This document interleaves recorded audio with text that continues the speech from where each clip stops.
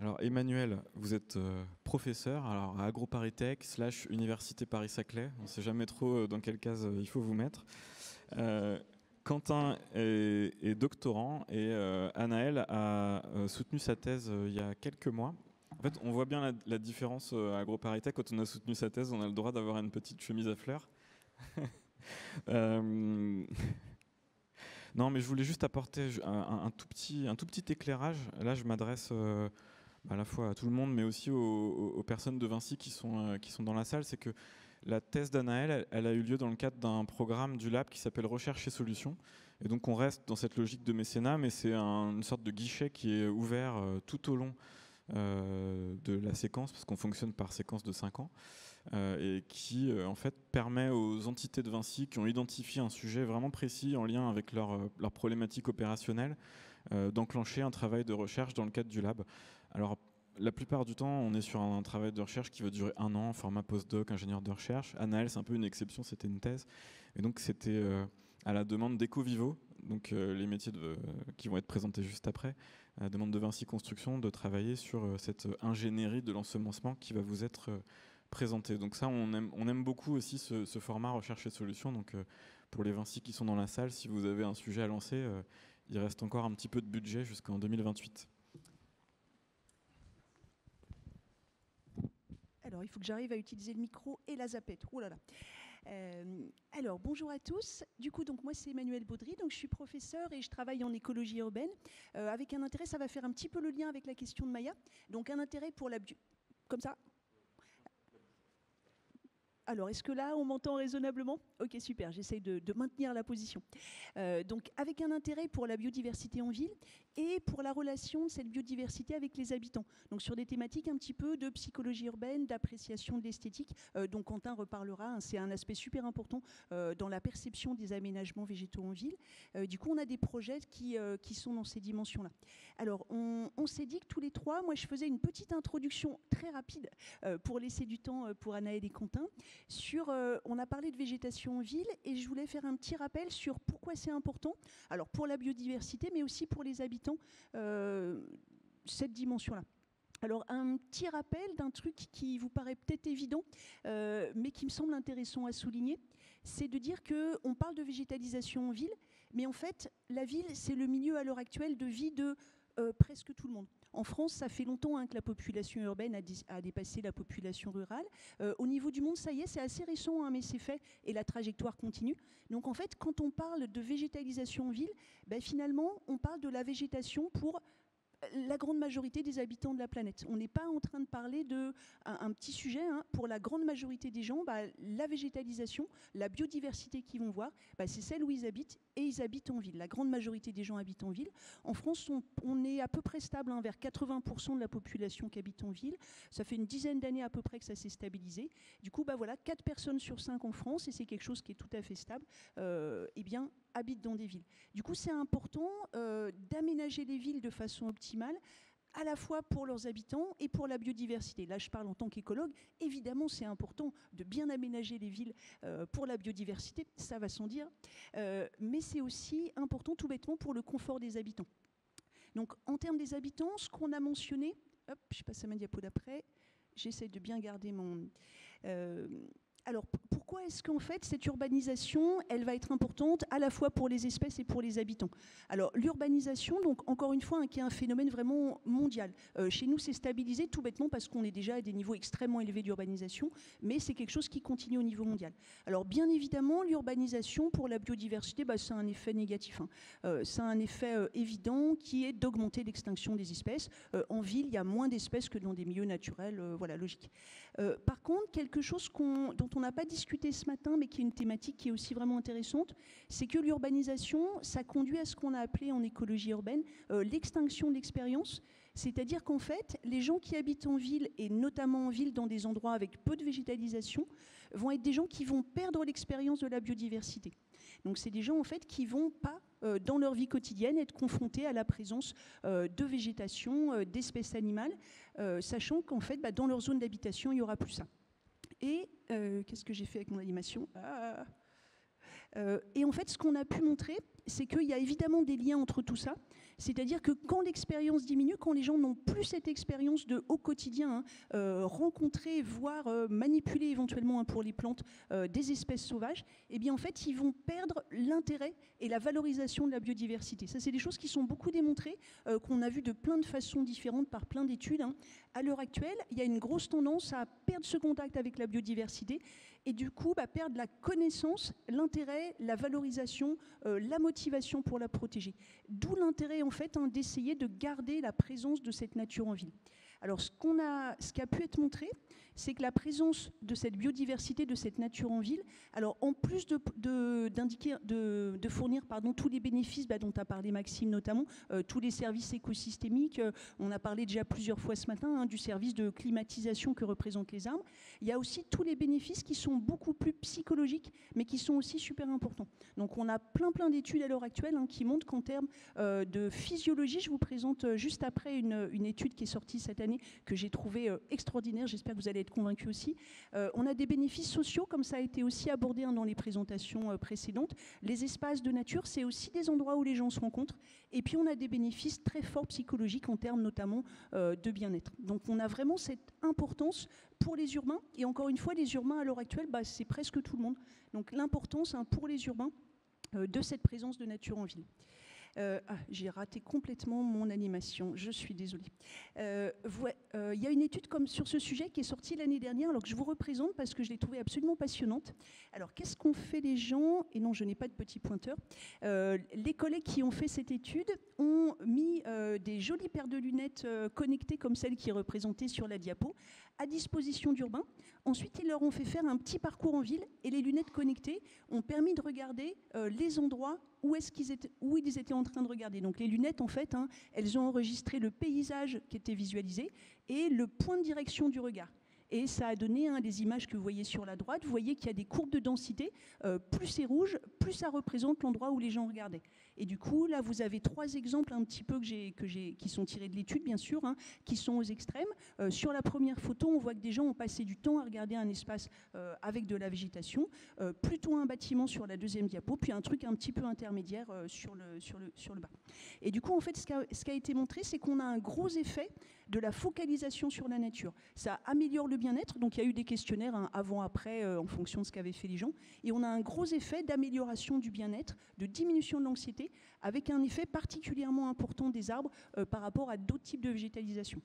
Voilà, donc ça c'est un petit exemple, mais on a beaucoup de résultats de ce type qui montrent que pour les urbains, en fait, avoir de la végétation dans l'environnement, et encore une fois notamment des arbres, ça apporte des gros bénéfices en termes de bien-être et puis de santé un petit peu plus généralement. Alors j'enchaîne, j'essaye d'être courte. Donc j'enchaîne sur un de nos objets d'étude principaux dans l'équipe, qui est les espaces résidentiels. Ces espaces résidentiels, à l'intérieur des villes, ils sont intéressants pour différentes raisons. Alors, une des raisons pour lesquelles ils sont intéressants, c'est qu'ils ont une biodiversité qui est en général relativement riche par rapport aux autres espaces végétalisés qu'on va trouver à l'intérieur des villes. Là, je ne rentre pas dans les détails de la diapo, mais vous avez 2 études, une qui porte sur la ville de Blois, une qui est une étude anglaise, l'une sur les plantes, l'une sur les insectes pollinisateurs, qui vous montrent les points qui sont entourés, que dans ces espaces résidentiels, dans ces jardins notamment, eh bien, on va trouver une biodiversité qui est en général la plus importante à l'intérieur des villes. Donc de ce point de vue-là, c'est des espaces qui sont intéressants pour nous en tant qu'écologues de la ville, puisqu'ils sont particulièrement riches. Autre raison pour lesquelles on pense que ces espaces verts résidentiels sont importants, tout bêtement, c'est les espaces majoritaires à l'intérieur d'une ville. Sur la gauche de la diapo, vous avez représenté la proportion des différents types d'espaces verts principaux à l'échelle de l'Île-de-France, avec une séparation suivant si on est plutôt à l'intérieur, en petite couronne, dans les zones un petit peu moins denses. Et ce que vous pouvez voir tout bêtement, c'est que les jardins privés représentent la plupart de ces espaces verts à l'intérieur de l'Île-de-France. Alors on n'a pas pour l'instant de carte de ce type-là à l'échelle de l'Île-de-France, mais il y en a une très jolie de la ville de Padoue qui est disponible pour l'instant. On va travailler sur la construction d'une carte comme ça pour l'Île-de-France. Et ce que vous pouvez voir, c'est que le code couleur vous représente en vert clair les espaces résidentiels, enfin les espaces verts privés, et en vert foncé les espaces verts publics. Et donc le message, il est tout bête, à l'échelle d'une ville, les les espaces verts, c'est beaucoup en proportion des espaces verts qui sont privés. D'où l'intérêt de prendre en compte ces espaces verts privés parce qu'ils sont, encore une fois, nettement majoritaires. Pour terminer, je passe la parole. Donc le message à ce stade-là, il est tout bête. On a des espaces verts et notamment des espaces verts privés qui sont importants vraiment à la fois pour la biodiversité et pour les habitants. Et puis bien évidemment, comme ça a été dit ce matin plusieurs fois, on a deux dimensions qui sont super importantes dans cette présence et le maintien des espaces verts dans les milieux urbains. C'est évidemment l'aménagement et c'est l'entretien. Et on a des problématiques qui sont en fait assez différentes à ce niveau-là et qui sont intéressantes bien sûr de considérer toutes les deux idéalement simultanément. Et je enchaîne tout de suite pour passer la parole à Anaëlle.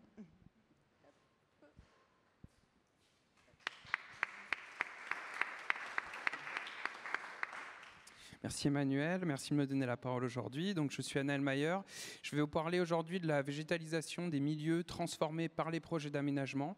Alors c'est vrai que la conférence est très centrée sur la ville. Moi, mes dispositifs expérimentaux sont plutôt implantés sur les emprises autoroutières, mais il y a beaucoup d'enseignements à tirer dans divers cas d'application. Et donc c'est une thématique qui a occupé ma thèse et occupe actuellement donc mes travaux de recherche puisque je suis chargé d'enseignement à AgroParisTech également. Je voulais faire un très rapide rappel sur l'importance du végétal pour l'humain et pour les écosystèmes, qui est souvent un peu laissé de côté au profit d'autres thématiques. Donc le végétal, il représente une part vraiment majeure de la diversité globale des espèces et surtout, il a un rôle central dans le fonctionnement des écosystèmes. Quand on parle de fonctionnement des écosystèmes, on peut parler de son rôle dans l'action sur le cycle de l'eau, dans la formation des sols, leur approvisionnement en matière organique ou autre, et puis la formation de communautés végétales qui sont un support de biodiversité pour le déplacement de la faune, l'alimentation des insectes, etc. Pourtant, que ce soit dans le cadre des projets d'aménagement ou dans le cadre de projets de conservation, on porte d'abord notre attention souvent sur la faune et en premier lieu sur la faune emblématique. Donc l'humain, il a un peu plus de facilité à se familiariser, à se sentir proche de la faune parce que c'est des organismes qui sont plus proches de nous en termes physiologiques. Et donc, on s'intéresse d'abord à la faune emblématique, ensuite à la faune commune. Ensuite, quand on s'intéresse à la flore, on va plutôt s'intéresser à la flore patrimoniale qui porte soit l'emblème d'une région ou un statut de conservation particulier. Et puis enfin, on va s'intéresser à la flore commune, mais qui est souvent un petit peu laissée de côté malgré tout. Et ça s'est ressenti dans l'histoire de la place du végétal et des pratiques de végétalisation, notamment dans l'aménagement de l'espace public en ville, au 19e et 20e siècle notamment, où le végétal était principalement et quasiment uniquement porteur d'une fonction sociale et paysagère. Donc avec l'évolution des pratiques et l'évolution des mentalités, cette place elle a un petit peu évolué et aujourd'hui dans les pratiques de végétalisation on a vraiment une superposition de différents enjeux, des enjeux de faisabilité, c'est-à-dire qu'on va choisir les mélanges parce qu'ils sont peu chers, parce qu'on est sous contraintes temporelles, donc on va pouvoir se les approvisionner très rapidement, des contraintes techniques, par exemple je me suis beaucoup intéressé aux contraintes de stabilisation des sols quand on est implanté sur des pentes, sur des talus, etc. Des enjeux d'acceptabilité des projets et puis bien sûr un enjeu majeur aujourd'hui qui est un enjeu de biodiversité. Donc il y a différents types de végétaux qui varient par leurs espèces, mais aussi par des caractéristiques qui sont un petit peu plus fines à percevoir et qu'on va pouvoir utiliser pour répondre différentiellement à ces enjeux-là. Donc, je voulais rappeler quelques définitions. En premier lieu, qu'est-ce que c'est qu'une espèce indigène? C'est une espèce qui est implantée au sein de son aire de répartition naturelle. Ça fait plusieurs décennies, siècles ou plus qu'elle est présente sur un territoire. Elle est arrivée naturellement et elle est présente sur ce territoire-là. Et ça s'oppose à la notion d'exogène ou exotiques, qui sont donc des espèces qui ont été déplacées par l'action volontaire ou involontaire de l'homme la plupart du temps, hors de leur aire de répartition naturelle. On va parler aussi d'écotypes sauvages, donc ça c'est des plantes qui sont collectées dans des milieux naturels. Si on s'intéresse par exemple à la marque végétale locale, c'est des semences herbacées, moi je m'intéresse principalement aux semences herbacées, qui ont été collectées dans des prairies qui n'ont pas subi d'opération d'ensemencement depuis plus de 30 ans par exemple. Et ça s'oppose aux cultivars, hein, qui sont donc des variétés de plantes qui ont été sélectionnées pour certaines de leurs caractéristiques. Ça peut être des caractéristiques de résistance à certains climats, des taux de germination ou de croissance qui intéressent, ou des critères esthétiques. Hein, dans le paysagisme, on retrouve beaucoup ça. Et puis enfin, on va parler de semences locales pour des plantes qui sont collectées au sein d'une zone proche de la zone dans laquelle ils ont vocation à être réimplantés. Donc on est plutôt sur des critères géographiques, bien qu'il y ait d'autres critères qui soient pris en compte pour poser le terme de local. Et donc on utilise ces différentes semences d'espèces et leurs caractéristiques pour répondre différentiellement à tout un type d'enjeux. Et donc je vous ai présenté là sur la gauche un gradient des enjeux. Hein. On part de critères assez basiques de coûts et de délais de réalisation. Après on va aller sur des mélanges un petit peu plus techniques et puis enfin des mélanges un peu plus travaillés pour répondre à des enjeux de biodiversité. Donc à l'échelle plutôt de la faisabilité, hein, on va utiliser des mélanges que j'ai appelés de verdissement, hein, on parlait de green de golf tout à l'heure, et donc c'est des mélanges qui sont constitués d'exogènes ou d'indigènes, mais qui sont très souvent des cultivars, donc des semences qui sont sélectionnées. Donc ça fait des mélanges qui sont peu chers, hein, qu'on peut s'approvisionner très rapidement dans des délais courts auprès de grands fournisseurs de semences multinationaux en général, qui ont une croissance rapide, mais dans des conditions qui leur sont favorables. C'est-à-dire que ça va aussi nécessiter généralement des besoins d'arrosage, d'amendement, etc. pour une bonne expression de ces mélanges-là, et qui présentent une survie qui est variable en fonction des conditions dans lesquelles elles sont implantées. C'est pour ça que généralement on a tendance à semer un petit peu plus dense ces types de mélanges-là, survie qui est meilleure pour les indigènes que pour les exogènes, hein, d'ailleurs. Et puis quand on va augmenter en technicité ou pour répondre à des enjeux de biodiversité, là on va avoir des mélanges qui sont uniquement constitués d'espèces indigènes, et puis on peut aller vers des semences sauvages et locales, hein, uniquement ou en mélange avec des cultivars par exemple, pour réduire un peu les coûts. Donc ça fait des mélanges qui bien sûr sont un peu plus chers et qui demandent aussi une nécessité d'anticipation, hein, de demande et des besoins auprès des fournisseurs, parce que pour créer une semence locale, il faut aller la collecter, créer du volume pour répondre aux besoins en fonction de l'échelle des projets. Tout ça, ça demande du temps. Donc c'est des mélanges qui sont en général plus adaptés donc, aux conditions de sol et de climat local, et qui sont plus favorables à la biodiversité parce qu'on a conservé des caractéristiques, hein, sur ces végétaux qui ont coévolué avec le milieu. Donc on va retrouver des morphologies florales ou des périodes de floraison qui sont adaptées au cycle de reproduction des insectes qui vivent localement, par exemple. Et puis, utiliser ces mélanges-là aussi, ça favorise l'économie locale parce qu'on va faire appel à des entreprises qui sont implantées sur le territoire national ou même plus localement en région. Donc l'idée de ma thèse, c'était de comparer ces différents mélanges et ces différentes caractéristiques de semences pour voir à quel point elles étaient en mesure de répondre à ces différents enjeux. Donc j'ai testé 3 mélanges, un mélange très riche que j'ai appelé biodiversité, et puis 2 mélanges un peu moins riches où on a plus de graminées et de légumineuses, un peu moins de plantes à fleurs, entre guillemets. Et chacun de ces 3 mélanges, je les ai testés en 2 versions. Une version avec uniquement des semences végétales locales d'un côté et d'un autre côté des semences qui sont des cultivars, avec les mêmes compositions spécifiques peu ou prou. Et puis je suis allé collecter des données, hein, donc, qui ont un lien avec la réponse de ces mélanges aux attentes en termes de réduction de l'érosion ou de création de biodiversité, donc des nombres de plantes au mètre carré, des taux de recouvrement, de la quantité de racines produites, et puis des nombres d'espèces qui s'expriment. Donc parmi les grands résultats à assez court terme, hein, parce que c'est un projet de recherche qui a 4 ans aujourd'hui, on peut voir qu'il y a finalement, en tout cas dans les conditions que j'ai testées, ça varie en fonction des conditions d'implantation bien sûr, mais j'ai observé assez peu de différences sur les talus dans les variables de recouvrement et de densité entre ces différents mélanges et ces différentes origines. Donc globalement une assez bonne capacité à répondre aux enjeux de réduction de l'érosion. Par contre, ce qui a été intéressant de voir, c'est que on avait plus de racines qui étaient produites dans les mélanges locaux par rapport aux mélanges non locaux, et ça c'était particulièrement présent dans les mélanges les plus riches. Et puis donc en termes de biodiversité, ce qu'on peut voir, c'est que malgré que la diversité semée soit un petit peu noyée parmi la végétation spontanée qui est présente dans les banques de graines ou qui est issue de la dispersion naturelle, eh ben, on a malgré tout plus de diversité qui s'exprime à 3 ou 4 ans sur les sites qui ont été semés avec des mélanges plus riches. Donc pour des résultats à plus long terme, je suis allé voir un petit peu la littérature et ce qui se fait dans d'autres contextes. Donc ce qu'on peut voir, c'est qu'il y a vraiment une grande importance de la végétation spontanée dans l'expression de la diversité végétale. Ça rejoint un petit peu cette idée de conservation de l'existant, hein. Donc quand on fait du terrassement, il faut bien sûr gérer au mieux ses sols, hein, essayer de réétaler le plus rapidement possible la terre végétale qui aura été extraite, etc. Et à plus long terme, donc la diversité qu'on observe, elle dépend fortement de la présence de milieux qui ont un bon niveau de conservation. Donc sur un linéaire autoroutier, par exemple, la présence de zones compensatoires qui ont quelques années, la présence de boisements ou de prairies qui sont à proximité du linéaire vont beaucoup plus influencer la diversité qu'on observe à plus long terme sur les zones qui auront été revégétalisées que le mélange qu'on a mis initialement.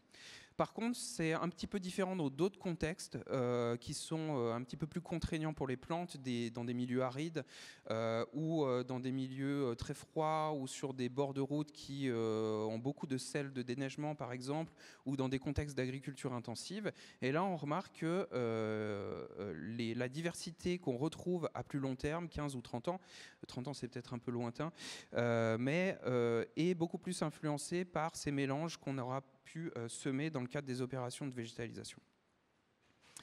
Donc voilà, je voulais vous laisser sur quelques réflexions que j'ai un peu mûries pendant mes travaux de recherche. Donc ce qui a beaucoup été remonté, c'est qu'il y a vraiment une nécessité d'anticipation pour la bonne réalisation des opérations de végétalisation, donc une anticipation des besoins en semences et des commandes auprès des fournisseurs, et puis anticiper aussi la gestion a posteriori, thématique que Quentin va explorer juste après moi. Également que pour avoir une végétalisation qui est efficace, eh ben, il faut y mettre des moyens qui sont proportionnés, hein. Et souvent, la végétalisation vient en fin de projet. Et donc, quand on a eu des imprévus sur les budgets au cours d'un projet, c'est une enveloppe sur laquelle on rogne plus facilement que les autres étapes du projet. Et donc, il faut peut-être changer notre vision d'un coût à assumer pour la végétalisation vers un investissement pour une plus grande valeur ajoutée sociale et environnementale des projets. Et ça, c'est parce que, à mon sens, la végétation, c'est vraiment l'héritage qu'on laisse à la nature et à l'homme à la fin des projets, une fois qu'ils sont construits. Hein, puisqu'on a vu que les espaces végétalisés, ils avaient un grand rôle à jouer pour la fourniture de services écosystémiques, hein, à la fois pour la biodiversité et pour l'homme. Voilà. Je vais laisser la parole à Quentin. Merci.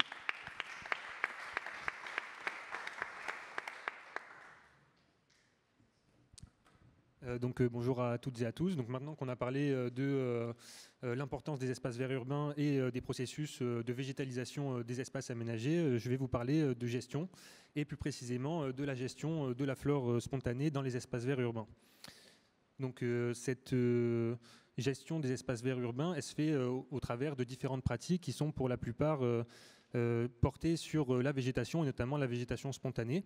Et le choix de ces pratiques et notamment de l'intensité à laquelle on les met en place, elle va être influencée par différentes normes. Donc on peut citer notamment des normes esthétiques qui ont été un petit peu évoquées tout à l'heure durant les questions, avec notamment la norme esthétique du jardin propre qui est assez importante historiquement en France avec l'image du jardin à la française et qui revient in fine à faire un tri entre les espèces qui sont considérées comme acceptables et les espèces qui ne le sont pas, donc les mauvaises herbes. Et en parallèle de ces normes-là, on observe quand même des évolutions récentes, notamment avec une écologisation des pratiques et une prise en compte croissante de différents enjeux environnementaux et notamment de conservation de la biodiversité. Et effectivement, ces pratiques, elles vont être déterminantes pour la biodiversité urbaine et notamment via la flore, donc puisqu'elles sont ciblées sur la flore, elles vont affecter la flore, comme on l'a dit tout à l'heure, qu'on a besoin de conserver déjà pour elle-même, mais aussi parce qu'elle est support de nombreuses espèces et de nombreuses fonctions écologiques. Et pourtant, aujourd'hui, on se retrouve quand même avec des connaissances assez limitées concernant l'impact de ces différentes pratiques sur la biodiversité végétale dans les espaces verts urbains, et notamment pour certaines pratiques en particulier qui ont été assez peu étudiées. Donc je pense aux pratiques de paillage, d'arrosage et de désherbage, mais c'est aussi le cas pour certains types d'espaces verts urbains. Et notamment les jardins domestiques qui ont été un petit peu délaissés par les écologues, notamment parce que leur caractère privé les rend un petit peu plus difficilement accessibles que d'autres types d'espaces verts, notamment les espaces verts publics. Et pourtant, donc, comme ça a déjà été bien développé avant moi, ce sont des espaces qui sont en jeu pour la conservation de la biodiversité au sein du tissu urbain, donc notamment du fait de la quantité d'espace qu'ils représentent, mais aussi parce qu'on sait qu'ils sont le support de nombreuses espèces. Et je rajouterais juste que les étudier, c'est aussi quand même une opportunité pour éclairer la gestion des espaces verts publics de manière, des espaces verts urbains de manière plus générale. Donc que ce soit les espaces verts publics, mais aussi les espaces verts qui sont associés à du bâtiment résidentiel collectif ou à des bâtiments d'entreprise, tout simplement parce qu'ils vont présenter des similarités en termes de la manière dont on les aménage et aussi en termes de méthodes qu'on met en place pour les entretenir. Donc à ceci près quand même que les jardins domestiques ont une petite particularité, c'est qu'ils sont gérés par une multitude d'acteurs, donc par leurs propriétaires, ce qui fait qu'on va pouvoir y observer des degrés de gestion un petit peu plus diversifiés, un petit peu plus variés, que dans d'autres espaces verts pour lesquels la gestion est confiée à des entreprises ou à des services municipaux. Et alors donc pour le travail que je vais vous présenter aujourd'hui, notre objectif c'était d'identifier quels sont les facteurs directs et indirects qui influencent la diversité des plantes spontanées dans les jardins, en se concentrant sur deux espaces de type d'usage des sols qui sont communs dans les espaces verts urbains, les pelouses et les plates-bandes.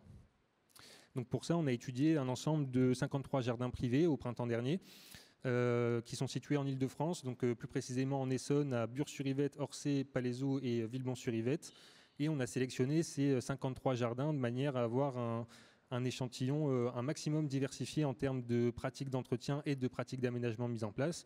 Donc pour vous donner une petite illustration, par exemple, pour les pratiques d'entretien, on a des jardins avec des gammes de fréquences de tonte très larges. Donc ça va des pelouses qui sont tondues 1 à 2 fois par saison à des pelouses qui sont tondues avec des robots tondeuses qui passent tous les jours sans exception à la belle période. Et donc dans ces 53 jardins, on a réalisé l'inventaire des plantes spontanées à fleurs en excluant les poacées. Et donc ça à la fois dans la pelouse et dans les plates-bandes. En parallèle de ça, on a fait passer un questionnaire aux propriétaires des jardins, donc pour connaître entre autres leurs pratiques d'entretien dans le détail, mais aussi connaître leurs objectifs en termes de fonctions que doivent remplir leurs jardins et d'aspects qu'ils doivent avoir. Et ce qui nous a permis d'identifier 3 idéaux de jardin pour lesquels on a pu attribuer à chaque propriétaire un score qui nous renseigne sur l'importance qu'ils accordent à ces idéaux. Et donc on a l'idéal de jardin soigné, donc qui va correspondre à la volonté d'avoir un jardin avec une végétation bien entretenue et sans mauvaises herbes. L'idéal de jardin luxuriant, qui va correspondre au souhait d'avoir un jardin avec une végétation abondante et notamment une végétation ornementale, et l'idéal de jardin nourricif. Et donc ce qu'on tire de ce travail de terrain, après analyse, c'est qu'on identifie 2 pratiques qui vont être déterminantes pour la richesse en plantes spontanées dans les pelouses, et c'est la fréquence de tonte et l'arrosage. Donc en gros, plus on va tondre souvent, et le fait d'arroser la pelouse, ça va induire une réduction du nombre d'espèces qu'on va retrouver dans cet espace. Et autour de ce résultat-là, un autre point intéressant, c'est que la pratique de l'arrosage, elle est plutôt privilégiée par les jardiniers qui apportent beaucoup d'importance à l'idéal de jardin soigné, donc qui, je le rappelle, correspond à la volonté d'avoir un jardin bien taillé, sans mauvaises herbes. Et donc cet idéal de jardin soigné, on voit bien qu'il va à contresens quand même de la conservation des plantes sauvages, ce qui est assez peu étonnant. On s'y attendait, mais par contre ce qui est un petit peu plus étonnant, c'est que ce lien-là se fait via les pratiques d'arrosage uniquement et pas via la fréquence de tonte. Et clairement, en fait, on manque nous quelque chose ici concernant la fréquence de tonte, parce qu'on n'a pas pu identifier de différence de pratique selon les profils de jardiniers. Donc on n'a encore pas vraiment identifié quels sont les déterminants du coup de choix de pratique de tonte. Maintenant, concernant les plates-bandes, on a nous identifié une une pratique d'entretien qui va être déterminante, c'est le paillage. Donc le fait de mettre de la paille ou des copeaux de bois ou des pierres, etc. Il y a plein d'autres possibilités.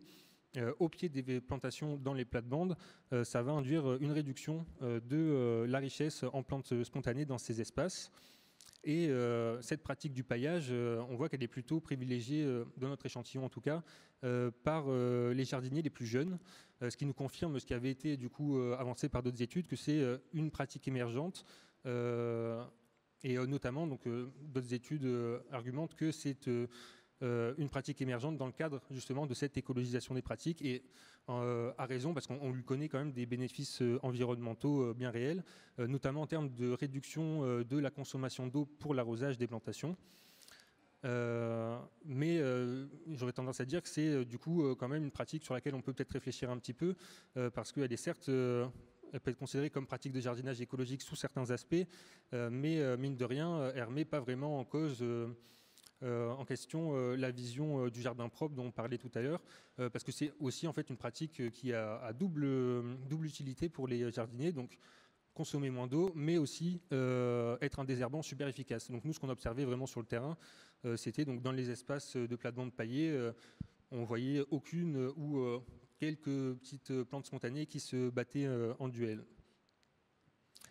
Et donc, pour conclure, si on peut tirer quelques petits enseignements et recommandations de ce travail-là, en termes pratiques, donc pour conserver la flore spontanée dans les espaces verts urbains, il faudrait du coup limiter la fréquence de tonte, éviter l'arrosage des pelouses et éviter de pailler les plates-bandes, même si c'est un choix qui peut quand même se discuter au vu des autres enjeux écologiques auxquels cette pratique est associée.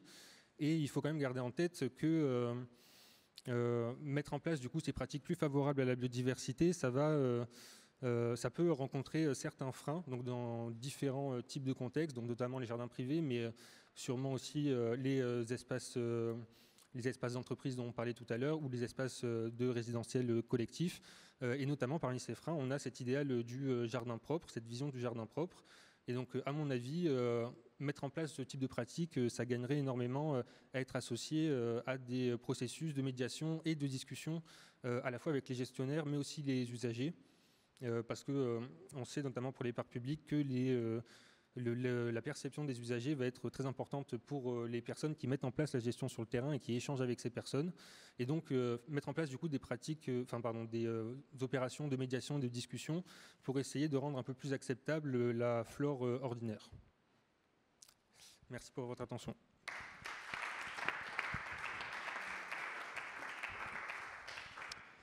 Merci beaucoup. Est-ce qu'il y a des questions ? Beaucoup de mains qui se lèvent.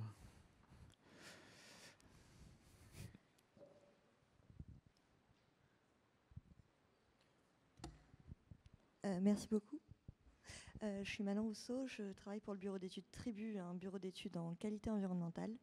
Et en fait, j'avais une question. On a beaucoup parlé des jardins privés, et notamment du pavillonnaire, mais dans la question de la nature en ville, il y a aussi la densification et comment on fait entrer ces enjeux de densifier pour partie certaines villes, de dédensifier d'autres. On n'entend pas, d'accord. Ça marche mieux. Du coup, je viens du bureau d'études Tribu, bureau d'études en qualité environnementale. Et la grande question qu'on se pose en ce moment, c'est celle de la densification des villes par rapport à la nature en ville. On a beaucoup parlé du pavillonnaire et des jardins privés, mais comment on densifie les villes tout en gardant cette nature en ville et en gardant cette biodiversité. Et en plus, j'ai déjà un micro. Ouais, c'est évidemment une excellente question. C'est une question qui est très compliquée parce qu'en fait, on peut vraiment argumenter un petit peu dans les deux sens. Ça va beaucoup avec les réflexions sur la loi ZAN qui a été rappelée tout à l'heure. Du coup, on a des choses qui sont vraiment compliquées parce que d'un point de vue, et on revient sur une vieille discussion en écologie qui est celle du land sparing et du land sharing. Est-ce qu'il vaut mieux répartir ou au contraire concentrer en fait les habitations? Il y a vraiment différentes métriques pour lesquelles on est soit positif, soit négatif en choisissant les deux options. Donc, il y a, pour revenir sur la question des jardins, il y a cette idée qu'on va pouvoir trouver dans certains discours d'aménageurs, c'est que finalement, les jardins, c'est comme les friches, en fait, c'est une réserve foncière pour pouvoir densifier à coût zéro. Ça peut être argumenté de cette façon-là aussi, mais il faut aussi voir que, encore une fois, pour les urbains, leur expérience de nature, c'est celle qu'ils ont autour de chez eux, c'est celle de l'endroit où ils habitent.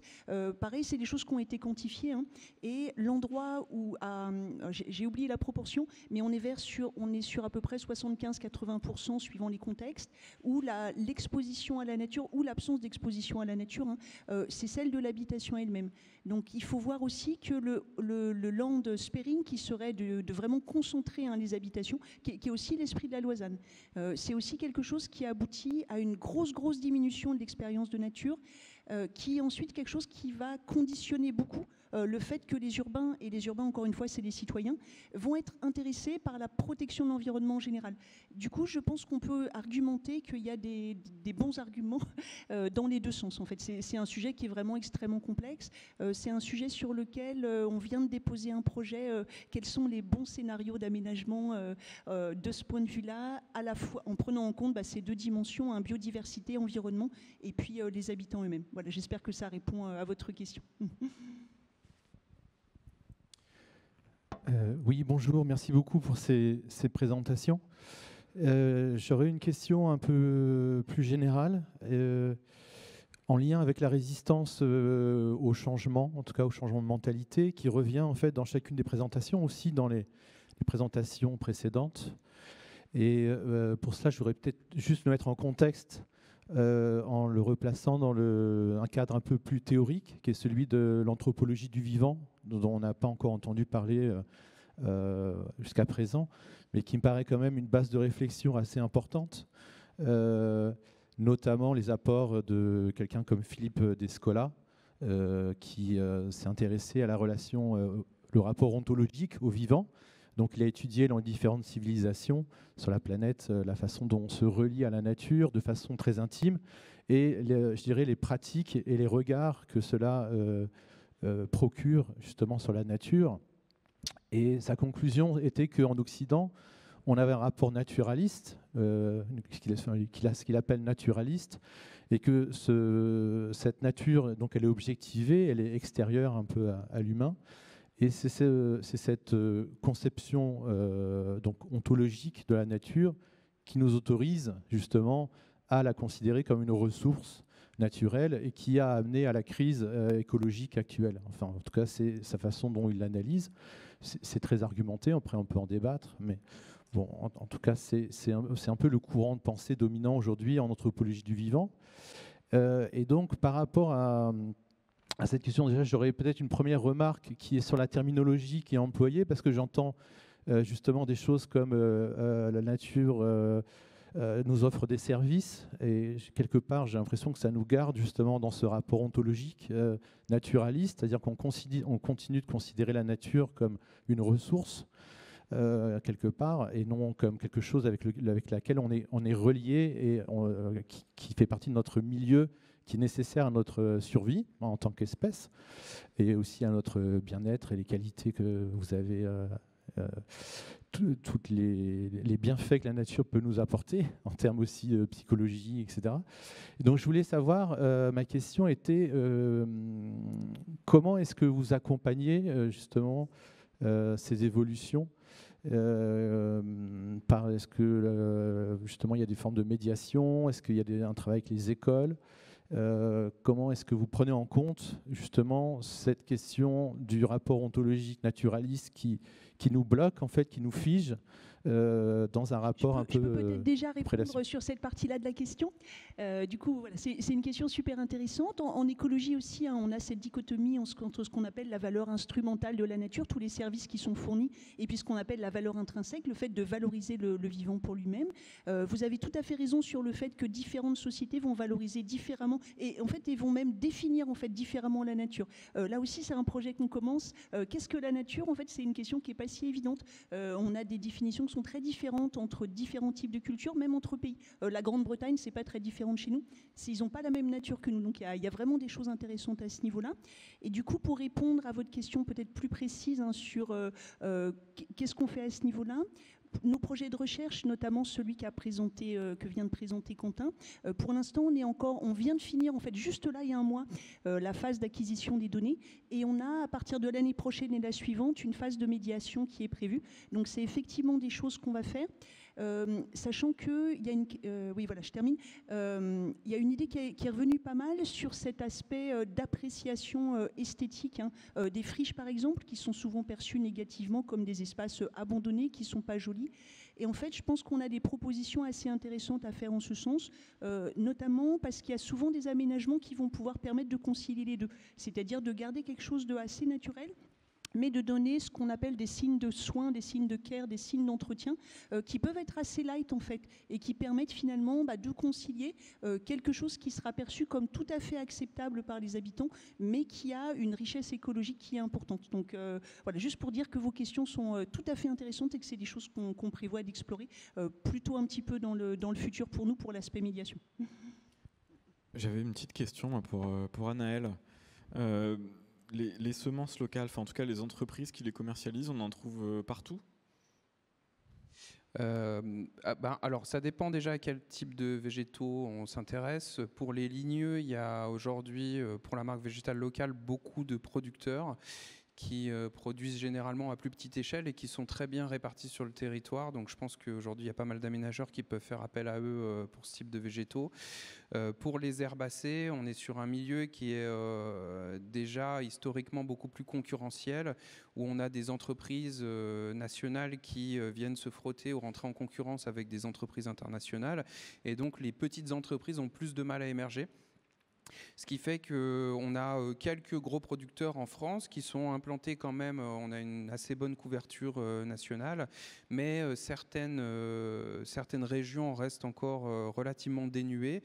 Et je pense aussi que, parce qu'il y a beaucoup cette vision en fait, des aménageurs qui viennent nous dire que pour l'instant la marque n'est pas suffisamment développée pour répondre aux besoins des grands projets, pour obtenir rapidement des gros volumes. C'est en partie vrai, mais en partie faux aussi du fait des modes de consommation actuels ou des modes de pratique actuels où on a tendance à, en fin de projet, passer commande rapidement auprès de fournisseurs qui ont du stock. Et donc il y a beaucoup de travail qui est fait au niveau de la marque pour accompagner les aménageurs à bien formuler leurs demandes déjà, et puis aussi d'anticiper ces demandes-là. Donc, mais il y a quand même si on prend par exemple sur le contournement ouest de Strasbourg, là où mes sites sont implantés, il y a des semences végétales locales qui ont été utilisées. Alors pas uniquement ça parce que les coûts seraient trop élevés, mais il y a eu une bonne anticipation et pour le coup il y a des choses qui ont été faites. Et cette réflexion qu'on retrouve en France, est-ce qu'on l'a aussi à l'international ? Alors oui, je ne suis pas un fin connaisseur de la question, mais je sais que notamment en Allemagne ou en Autriche, il y a une culture qui a été conservée de produire de la semence sauvage depuis beaucoup plus longtemps, chose qui je crois a été perdue en France à une certaine époque, et où du coup en fait pendant l'essor de la construction du réseau autoroutier, on a des aménageurs, notamment chez ASF ou quoi, qui ont dû remonter en compétences au sein de leur service parce que en fait il n'y avait pas vraiment de marché de la semence de végétalisation. Et donc oui, c'est ça. Et dernière question, par simple curiosité, c'est bien ou c'est pas bien d'avoir plus de racines alors ? C'est bien ou pas bien quoi ? D'avoir plus de racines. D'avoir plus de racines, c'est plutôt bien. Ça va augmenter la capacité des plantes à aller capter l'eau, par exemple, sur des sols qui sont plus difficiles, plus compactés, par exemple. Et puis, ça a un intérêt aussi pour maintenir les sols, donc contre l'érosion. Donc ça veut dire que le surcoût, entre guillemets, à l'investissement peut potentiellement, enfin ça c'est Pierre peut-être qui va nous en dire plus, s'amortir sur le temps. Oui, c'est vrai que Pierre a beaucoup plus de retours d'expérience que moi, mais c'est vrai qu'en fait, à l'époque, quand on a commencé à utiliser des mélanges d'engazonnement pour réensemencer des talus, par exemple, il y avait, ou dans des milieux de montagne pour des pistes de ski, il y avait beaucoup d'échecs techniques, beaucoup de mortalité, il fallait passer 2-3 fois en ensemençant pour arriver à avoir des couverts satisfaisants, et de plus en plus, en travaillant sur l'indigénat, sur des espèces plus pérennes, on arrive à économiser, en fait, on paye plus cher le mélange, mais on a une meilleure pérennité dans le temps. Il y a une toute dernière question. Bonjour, merci pour vos présentations. J'avais une question justement sur l'ensemencement des talus, sur le moyen de mise en œuvre. Est-ce que ça a été semé à la volée, en hydroseeding, et est-ce que ça a pu avoir une incidence sur les résultats et le fait qu'il y ait peu de différence entre les cultivars et les semences naturelles? Et sur les semences naturelles, les fournisseurs auxquels vous êtes fournis, ou les entreprises se sont fournies, est-ce que c'est les gros comme Gazon de France, Novaflor, ou c'est des petits de niche? Merci pour la question. Alors du coup, la première partie de question, c'est sur la mise en œuvre. Donc sur mon dispositif expérimental, ça a été fait à la volée, parce qu'en fait, étant donné que c'est des parcelles quand même relativement restreintes, c'est difficile de mobiliser des entreprises d'hydroseeding. Il faut à chaque fois laver les cuves, etc. Donc sur 6 mélanges testés, c'est compliqué de leur faire ensemencer des parcelles de 5 mètres par 5 mètres, quoi. Ça aurait été pas mal du coup de le faire sous hydroseeding, parce que c'est des contextes où en fait c'est la technique principale qui est utilisée pour l'ensemencement. Il y a des études comparatives qui ont été faites notamment en Espagne entre l'utilisation d'hydroseeding ou du semis soit à la volée, soit avec des machines agricoles qui vont semer à la volée aussi, mais mécaniquement. Je me souviens plus le résultat. Mais je me le note, je peux revenir vers vous après. Et puis la deuxième partie de question, c'était sur les fournisseurs. C'est une entreprise qui s'appelle Ningesser. Donc en fait, eux produisent du végétal local aujourd'hui, mais ils sont plutôt issus de la grande production semencière à la base. Et donc ils font appel aussi à d'autres fournisseurs pour obtenir les cultivars. Ça m'a simplifié la tâche de faire appel à un seul fournisseur. Voilà, pour les deux. Merci beaucoup, on peut les applaudir à nouveau. Et